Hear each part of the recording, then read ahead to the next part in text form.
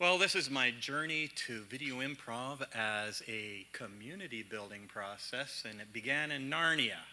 Well, not really. It's Mi'kma'ki. No, it's Acadie. No, it's Nova Scotia. It's my home, and I love it here. And this is where it all began, my journey. And I needed a teacher, and luckily my son, Brendan Alexander, this is him, and he has led me on a very interesting journey that I could not have predicted. But he's definitely led me through the woods and taught me to fish for fish in the trees. It's a bit of awkward, I'm not sure exactly where he's going. Brendan is diagnosed with severe developmental delay. Some people call that mentally challenged.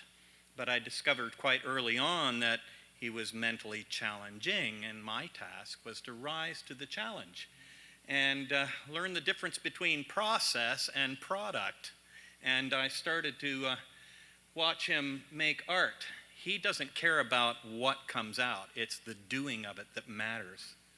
And he just loves to move color around and do all different kinds of things and make noises.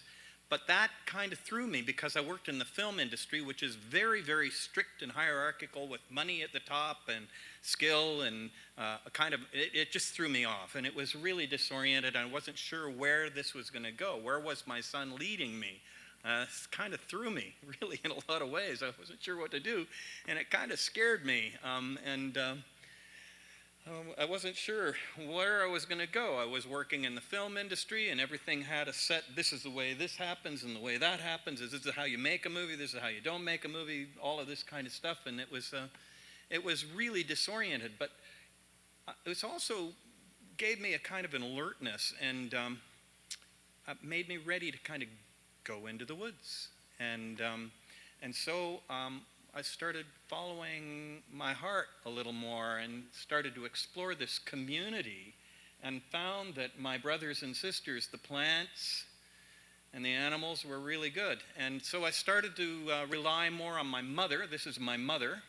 And she's a naturalist. And she's the kind of person that knows the names of all the plants and the birds. She's the kind of person that you can walk with her and find a feather on the ground. She'll say, oh yeah, that's a scarlet tanager female.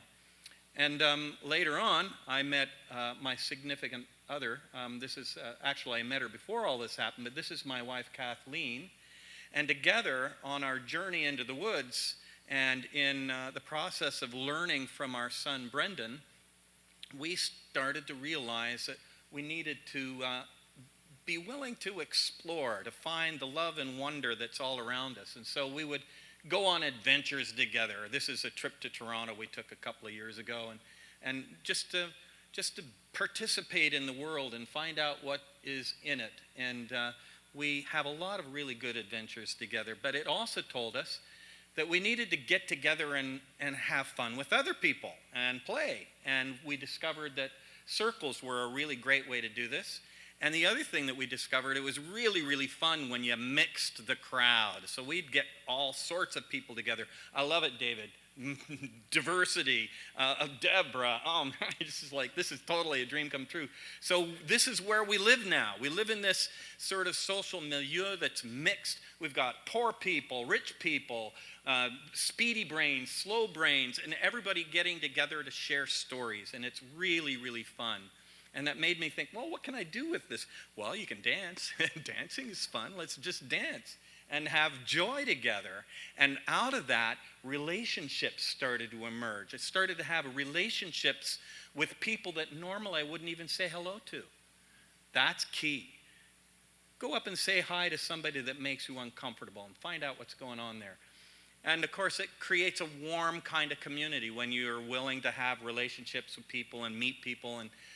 And music and art, that's why I brought my toys. I mean, these are really a big piece of having a good time together. Because that's how you begin. If you're going to do tough things like build communities and design new accessible neighborhoods, you have to start at least being able to play with each other and have fun. That's a big piece of it.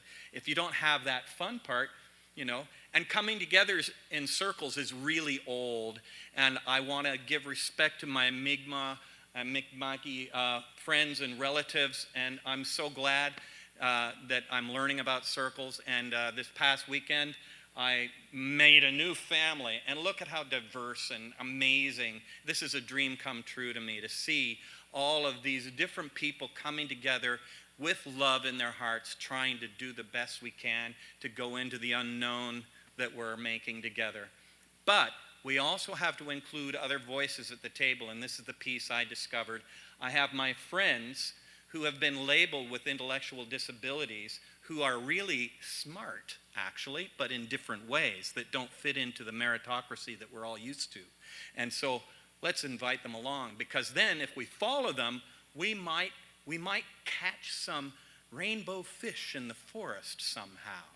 We don't know, but maybe if we follow them, we might find something that will kind of surprise and delight us, and maybe even be better than we imagined in the first place. Is it impossible? I don't know. Let's follow them and see if we can find some rainbow fish together.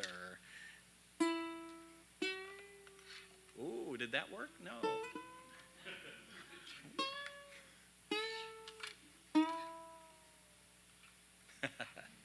There.